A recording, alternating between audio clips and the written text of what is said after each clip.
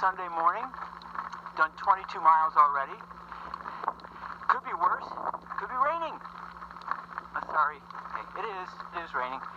My first significant rain ride of any sort. A couple drizzles before.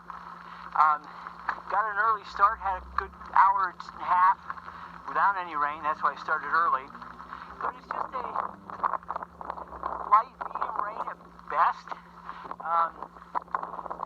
So it's not bad.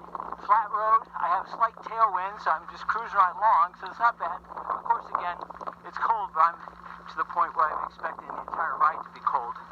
But not bad. So give you a look around.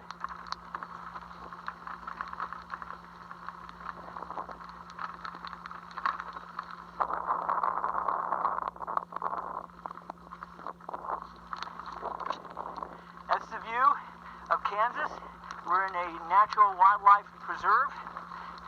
I'm headed to Great Bend, and 23 miles.